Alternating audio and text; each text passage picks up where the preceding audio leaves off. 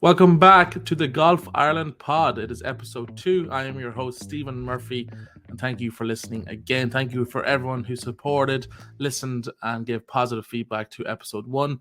I very much appreciate it, and thank you everyone for listening. Episode 2 is full of news updates, and we will also be speaking to Kate Lanigan about her life in golf and outside of golf, and then obviously reviewing and previewing this week's tournament, which we'll get to later on. But let's look backwards first to the Flogas Irish Men's Amateur Open Championship, which was held at the Island last weekend. An absolutely fantastic competition. And first of all, a shout out to the Island Golf Club. Everyone, all we kept saying the fantastic condition the course was in. And that goes down to all the hard-working greens staff there at the Island. So congratulations to everyone there for a fantastic week of golf. And congratulations to John Gough, who is our winner. John is from the Berkshire in England, and he won with a total score of -8, so 8 under par for the 4 rounds. Started off with a 75 in round 1, but showed his mental fortitude and battled back with a pair of 69s in round 2 and 3, and finally a 67 in round 4 to hold off the challenge of Dylan Shaw Radford in second place. And then round 3 leader Tommy Bowen, who had a scintillating course record of 62 shots in his third round. Unfortunately, didn't have a fantastic day Sunday, shot a 75 to lose out by 2 spots. James Claridge in sixth place, showing up from his fantastic win at the West.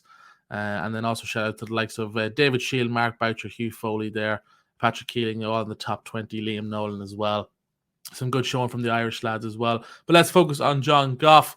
John Gough from England, but both of his parents are from Ireland. His father is from Meath and his mother is from Down. So obviously felt a bit like a home away from home win, which was obviously very nice. He went into the final round 6 shots behind Tommy Bowen, which is an incredible comeback, and opened with a bogey as well. But birdies on the 3rd, 8th, 9th, 10th, 14th, 15th, and 16th.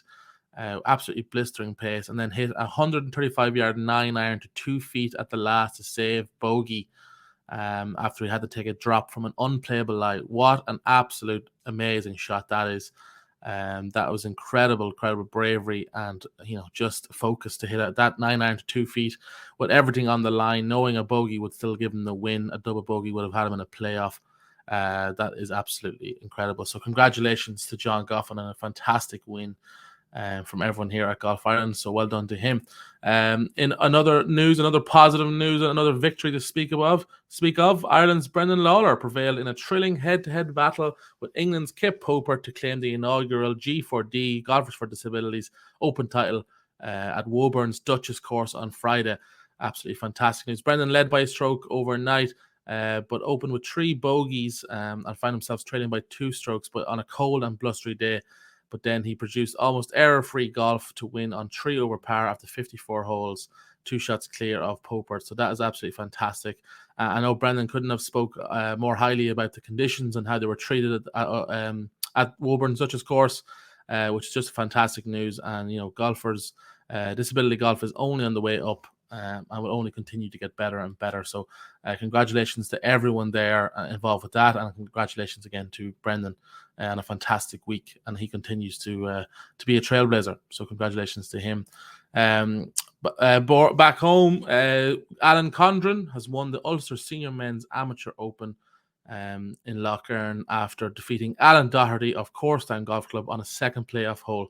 So congratulations to him. Condren began his final round 2 shots back from overnight leader Mark Duffy, but a hat-trick of birdies in his opening 3 holes, what a way to start a round, set Condren on his way.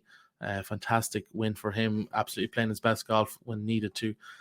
With nothing to choose between the pair in the first playoff hole, Condren held his nerve to come out on top at the second time of asking and add his name to the Ulster Seniors Men's Championship, which was first played back in 1988. So congratulations to Alan Condren on that fantastic win. Another win, loads of wins to talk about this week, which is fantastic.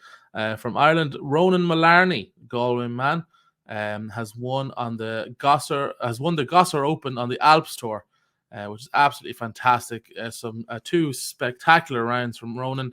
Opened with a 64 in round 1 and a 68 in round 2, which gave him a 4-shot lead there, which is absolutely huge, and a 4-shot victory, should I say. which is absolutely huge. And the Alps Tour, Ronan's over there. Everyone knows Ronan, knows he worked incredibly hard. And it's great to see all that hard work paying off now when it comes to wins. He's had some good results already this year. The Iron Bay Open, he came 5th, and he was giant 29 in the Alps de la Castillas on the Alps Tour. So absolutely fantastic for Ronan. Congratulations again from everyone here at Golf Ireland.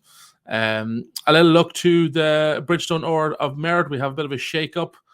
So a top 15 finish for David Shield and Mark Boucher has them tied now at the top for first position at the Bridgestone Order of Merit. Another few movers. Patrick Keeling is now in 3rd position, and Hugh Foley has jumped up to 4th position. Last week's leader, Jake Whelan, is down to 5th after his tied 14th result here this weekend at the Island. So that kind of rounds up your top 5. But always good to keep an eye on the Bridgestone Order of Merit, always moving and shaking around there. So congratulations to David Shield and Mark Boucher for moving up to the top position on that. In other news as well, the Barabazin Trophy squad has been announced. This 8-man squad will travel to Sunningdale Golf Club to play over 72 holes at the new course at Sunningdale Golf Club on May 25th to 28th. So congratulations to Robert Brazel, Hugh Foley, Joshua Hill, Sean Keeling, Alex Maguire, Matt McLean, Robert Moran and Liam Nolan. And they're supported by Neil McSweeney. So congratulations to those 8 guys. Best of luck when you travel towards the end of May over to Sunningdale. I think that wraps up all of our news this week. We will now throw it over to Kate Lanigan, who's absolutely a pleasure to talk to.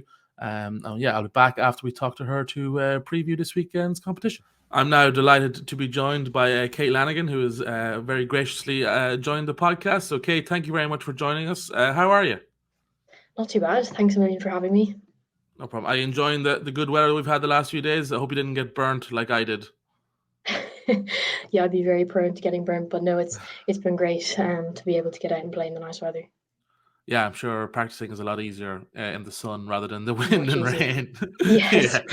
I'm glad I have this jumper on because it's covering up some pretty awfully burnt arms. But that is for a different discussion for a different day. Kate, talk to us about your game at the moment. How are you feeling in terms of your game? Yeah, I mean, I've been pretty happy with this season so far. Obviously coming off a bit of a break there with exams, I think it's very, very hard to predict. I'm trying to kind of play a lot more. I was out there in Mount Juliet yesterday with a few of the Leinster girls, Jenny, Rachel, and Orla. Nice to get in kind of some social competitive golf. So I feel like that's helped me along after the exams. But yeah, overall pretty happy. I obviously still I don't have any expectations kind of heading in to the next few weeks. Just kind of see where things are at and try to get back to where I was maybe kind of April time pre the exams. And do you think having those lower expectations a little bit might help, or do you rather have that competitive edge? I think a bit of both. I think on a personal level, I know myself. I definitely I'll just be going in trying to enjoy the week. I suppose I'm thinking maybe long term. It's the first of I think 4 or 5 events in a row for me. So if I go in and kind of reflect after the event, if it's good, great. If it's bad, not to worry, and then kind of use that to maybe improve for some of the bigger events down the line. So but obviously to get to where you want to be, I think the competitive practice with the girls has been huge. We've been kind of doing it all winter. It's great fun, and they put me under loads of pressure. So that's a nice element as well. Yeah, so expand on that. So how do you guys keep it competitive in obviously social rounds you call them, but I'm sure you still want to wipe the floor with them when possible. Oh, 100%, yeah. Yeah, no, it's great fun. We kind of started it after Interpros last year. We ended up winning, and we kind of kept in touch. And yeah, we'd head out over the winter, kind of play 9 holes. Might be buying lunch after, buying dinner, whatnot. We kind of play 4-ball matches, and yeah, it's just like we kind of have a rule now. There's no gimmies, so you just even that element, kind of holding 3-4 footers, and they'll be kind of in the background ready to slag you. So yeah, it definitely gets you ready. I find almost competing is easier than playing those matches.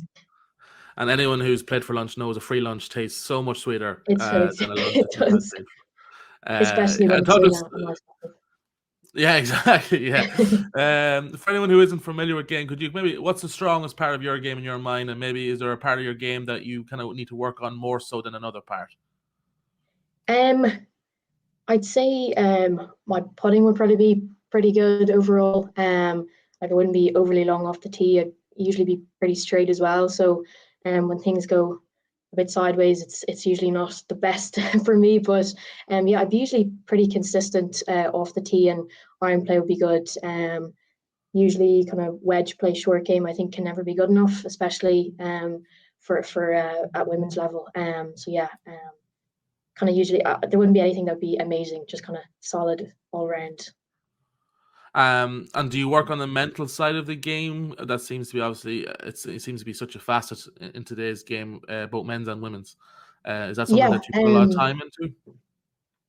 yeah, I think that's huge. That's huge. I would have worked with Leanne Sharp a good bit. With she's one of the Golf Ireland psychologists. Would have worked with her since I was pretty young. And yeah, I kind of got into reading a few books there the last few years, kind of Bob Rotell and all that sort of thing. And I think it does make a huge difference. Kind of learn that you can go out playing maybe not perfect golf and still shoot a score. So yeah, it's not all kind of about the technical sort of side of things. So yeah, that's been pretty Yeah, I've dabbled in the Bob Rotella stuff myself. One thing, big. obviously, for my level is obviously a lot different, but it seems so simple in when you're reading it, and you're like, oh yeah, this makes perfect sense in theory. How have you implemented that actually in real life? Because I know that for example, I have really struggled to do that. Is that again with the help of the Golf Ireland kind of facilities there, or the people available to you? Has that helped? 100%, yeah. Donal Scott, our HB coach, would be he'd be a huge asset as well. He's all kind of about maybe process based rather than outcome based. So yeah, just trying to take the positives from each tournament and reminding you that yeah, it's only golf and kind of not to get too caught up in it. Which I think yeah, between himself, Leanne, yeah, we're well looked after. But no, it's hard to implement, and it does take practice. Like even coming back next week for the Irish women's, like I'll definitely be rusty, not just on the golfing perspective, but on those sort of mental things. So yeah, I'll be looking to work on both the golf side and the mental side next week.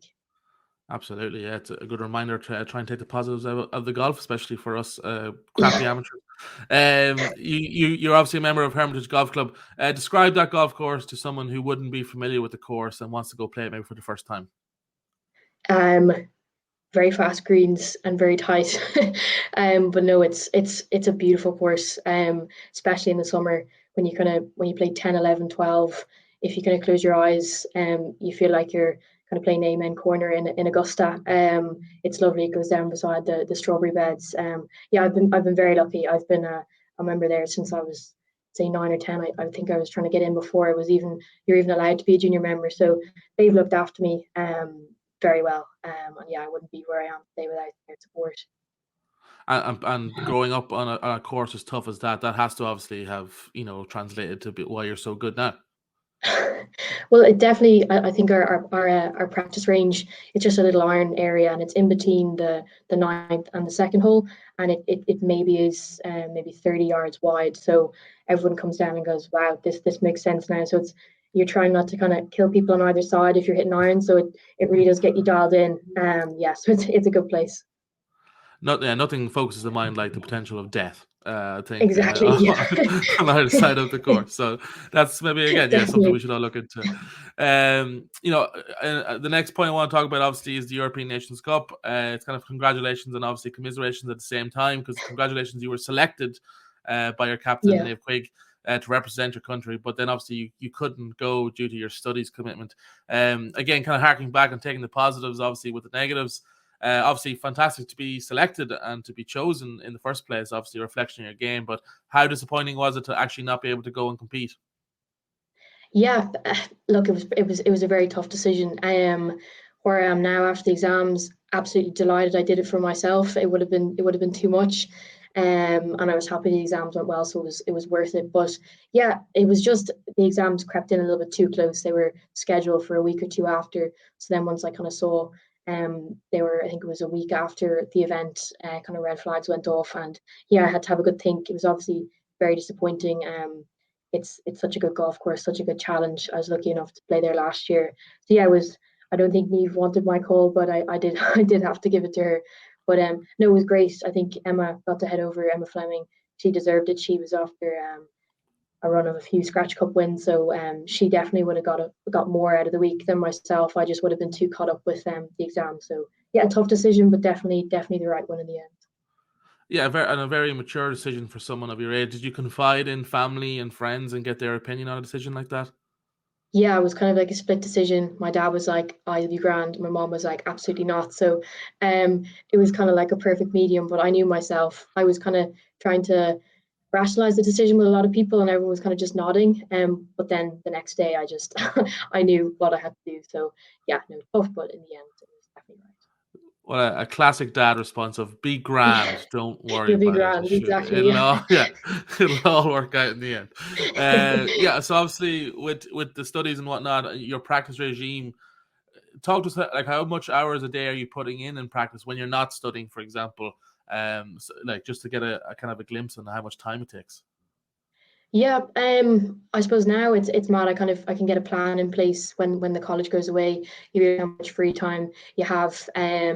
So yeah, I'd love to probably play kind of five times a week and mix that up with whether like playing 18 holes and then kind of that's that for the day. I wouldn't really practice after, or maybe doing a full kind of practice day. I'd plan it out maybe based off what I noticed playing the round. And yeah, I'd obviously try work in some gym in there, but doing some work with Peter O'Keefe.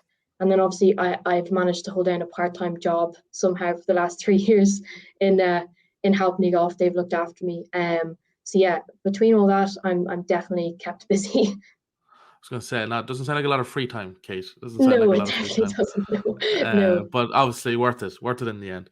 definitely, yeah. Yeah, a big week this week coming up. Obviously, big tournament, the Flogas Irish Women's and Girls Amateur Open Championship at Woodrbook Golf Club in Bray. How excited for you, or are you for this tournament? As you said, you're kind of come out of your studies now. You're kind of back into competition mode. It must be very exciting. Yeah, like I said before, I haven't been able to play it for a few years. It's clashed with a few things, so I'm delighted. Obviously with COVID and stuff, it's great to have it back. I was saying to someone there, it's the best field anyway, in my opinion, that we've had in Ireland for a long time. It's great to see so many internationals coming over, so it's going to be extremely competitive. Great to see some of the American girls as well make it back in time. So yeah, it's gonna be a great week. The course is lovely. I was out there last week talking to Kyle, the course manager there, and yeah, they obviously have two new holes going in. Got to play them for the first time. A lovely par three, the seventh, and a lovely par four, the eighth. So yeah, look, it's all dependent on the weather. If we get lovely weather, the scoring will be amazing. But yeah, you can be playing the front nine and then suddenly you can't see the sea on the back nine. You can't even see Greystones anymore. So you could be struggling for level par. So I think that makes things very interesting. The course will make things unpredictable. And do you feel like after playing it, do you feel like your game suits Woodbrook? Yeah, we had kind of a training day out there with a few of the girls, and it's okay off the tee. It's the greens are its protection, so kind of working on iron play. Again, like distances can vary. The wind plays a huge factor. You could have 5 iron, you could have wedge in. So yeah, it kind of demands everything, and I suppose some short game shots in there. It's kind of like obviously beside the sea, it wouldn't be a links, but it definitely wouldn't be kind of a lush parkland. It's wouldn't say heat, but it's a nice combination. So yeah, it demands a lot of different shots. Yeah, but it'll be great. We spoke to Colin Campbell last week, and he said that his game tends to suit the kind of worse weather conditions. Obviously, no golfer likes to play in bad weather conditions, but do you feel like your game, do you play well in those kind of conditions, or do you prefer, like myself, very sunny and not very much wind? I'd be very similar to Colin. Yeah, I don't know. Maybe I think it's a mental thing. It's definitely what I'm trying to work on. Um, like wind and rain, I feel like us Irish golfers love to kind of get down and just grind through it, and we're used to it. So I kind of maybe think everyone else is struggling. You learn a par is a very good score. And yeah, sometimes when it's very sunny, you start to maybe get a bit annoyed when you're not on a birdie blitz. So I actually don't mind the bad weather and wind that much. Yeah, that's right. I'm always impressed with that answer because I'm very much a sunny weather golfer.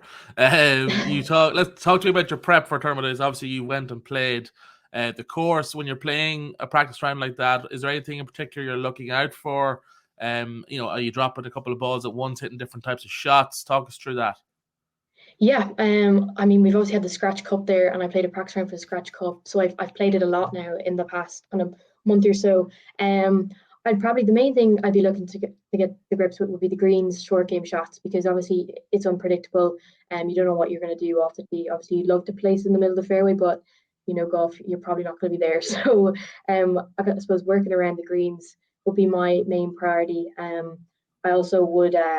I bring out a strategy book and I'd shot record. So whether it's practice, I've a good few rounds in there now, probably about 5 or 6, where I kind of record the yardage I had, what club I hit.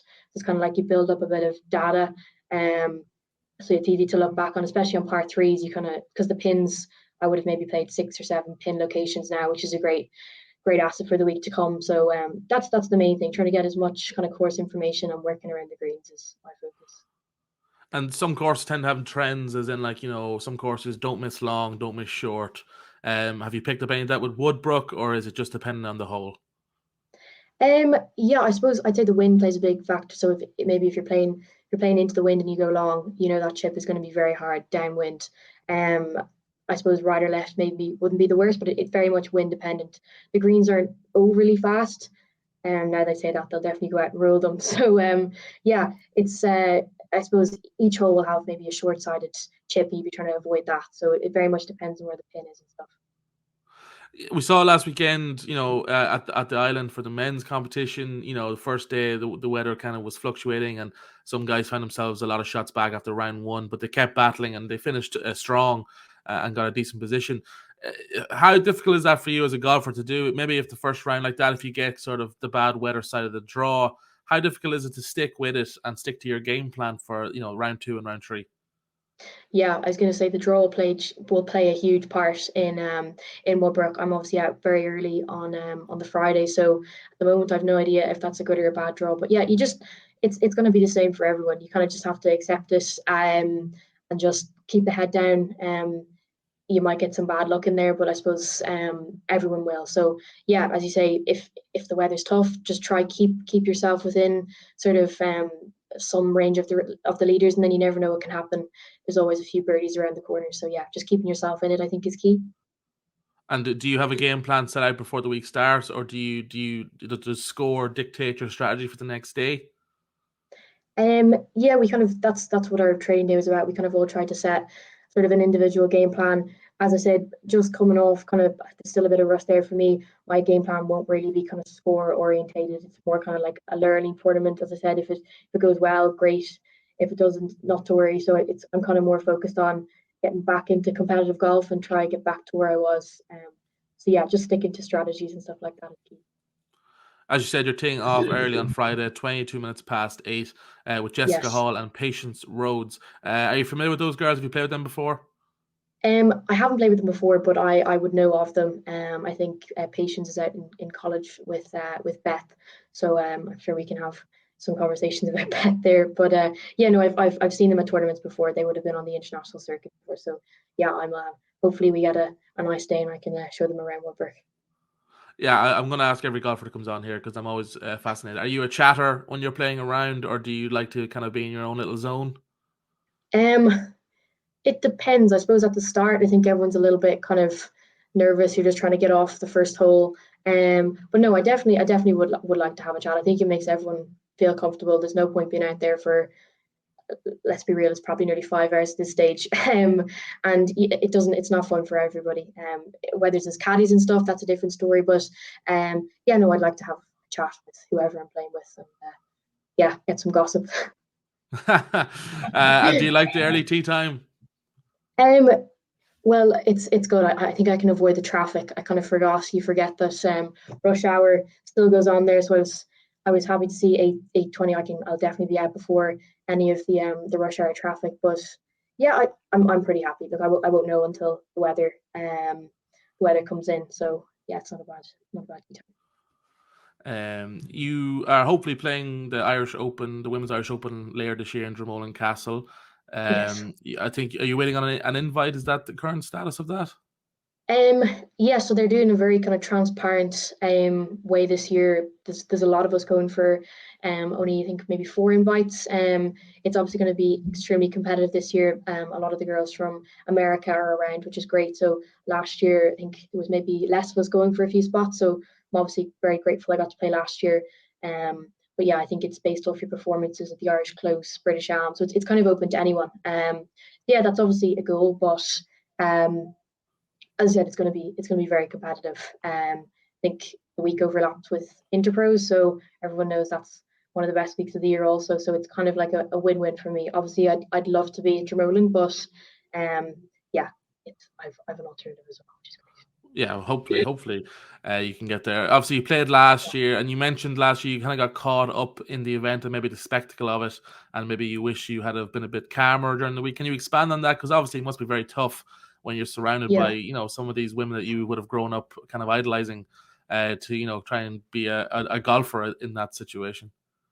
yeah, 100%. I suppose as well, I got the invite so kind of last minute, and I just started back into my first week in college. So I was heading into my final year, and I kind of had tail end of the season. I was like, okay, I'd shut off, and then when Neil gave me the phone call, I was like, oh my goodness, here we go again. So I kind of had to get back to it. So yeah, I wasn't overly happy with my golf, which probably made things a little bit tricky. But yeah, I wish I kind of just maybe soaked in the atmosphere a little bit more, and maybe I probably put a little bit of pressure on myself, and I could have maybe enjoyed it. So yeah, if I was lucky enough to get an invite this year, I think that would be an advantage kind of heading in, not to get overwhelmed by things.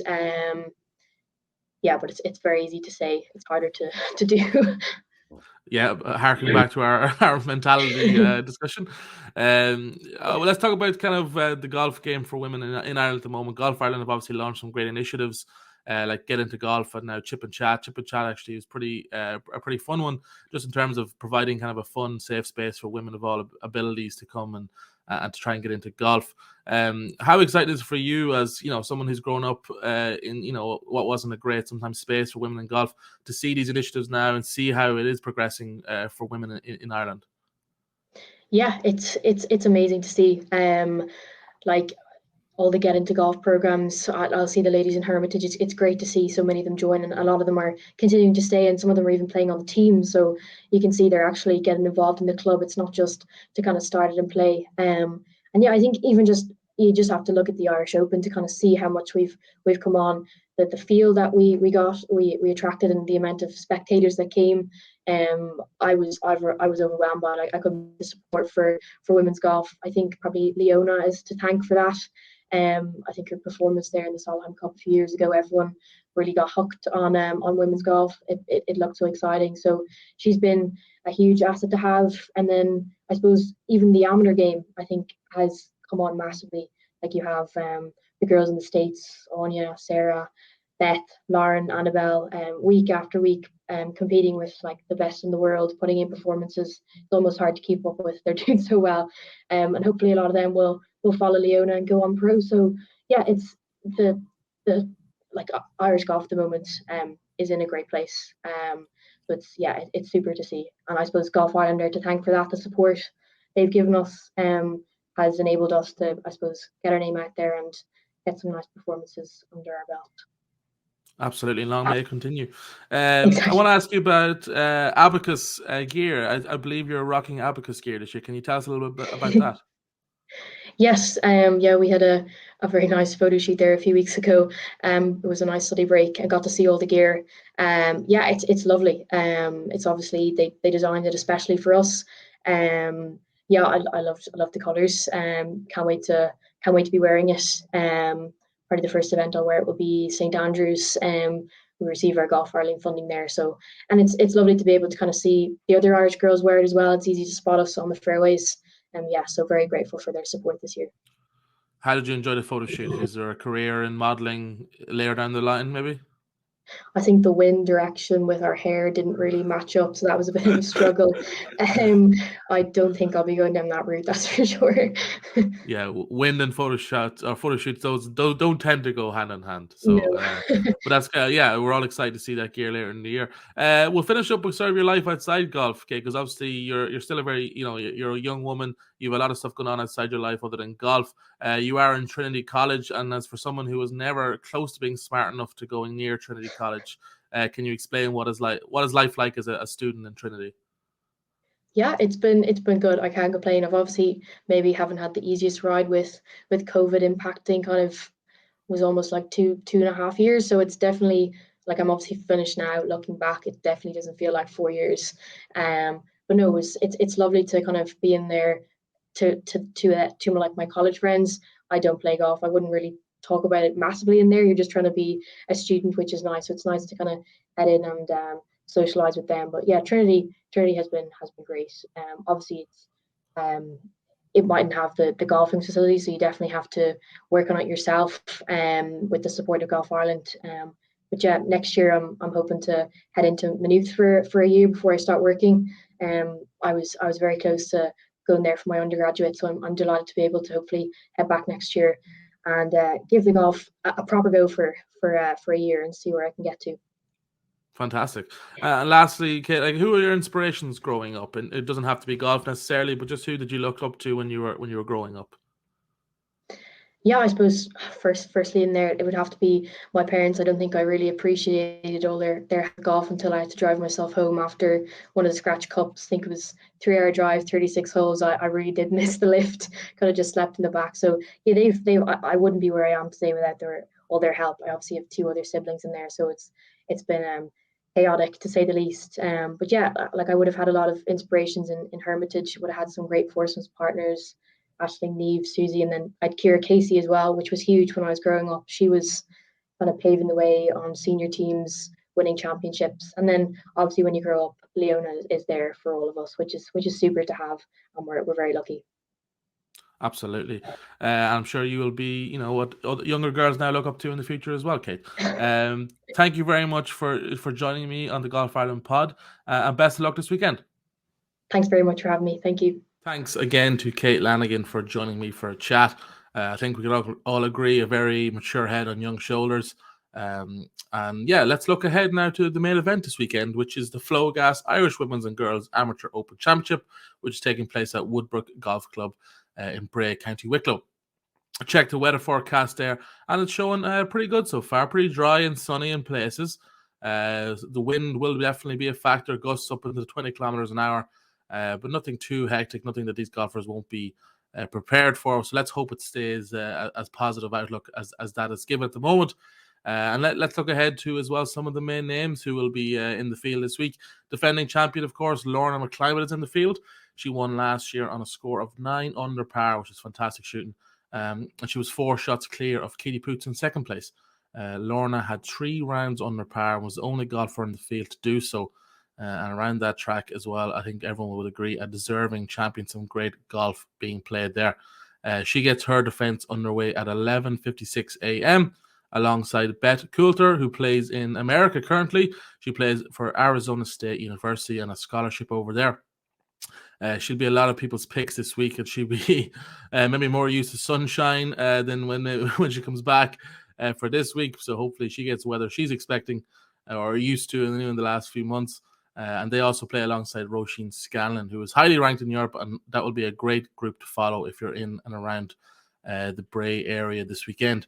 Our guest, Kate Lanigan, tees off in one of the first groups alongside Jessica Hall and Patience Rhodes.